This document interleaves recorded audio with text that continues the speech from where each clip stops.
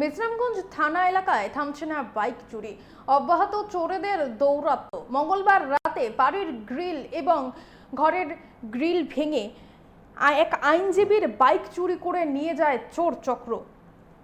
আইনজীবীর নাম প্রশান্ত দেববর্মা।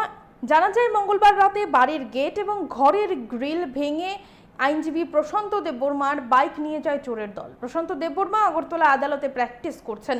এই ঘটনায় চাঞ্চল্য ছড়িয়েছে বিশ্রামগঞ্জ লালটিলা এলাকায়। পুলিশ ঘটনার তদন্ত করছে, তবে চোরেদের দৌরাত্ম্য অব্যাহত। আবারও এক আইনজীবীর বাইক চুরি গেল মঙ্গলবার রাতে। আমরা শুনবো ঠিক কি জানাচ্ছেন আইনজীবী প্রশান্ত দেববর্মা। আজকে আমার বাইকটা চুরি হয়েছে ভোরবেলাতে। তো আমি সকালে ওঠার পর দেখছি এখানে আমার বাইক নাই।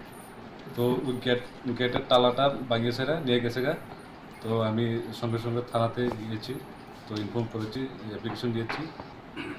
এখন পুলিশটা করবে যা করবে।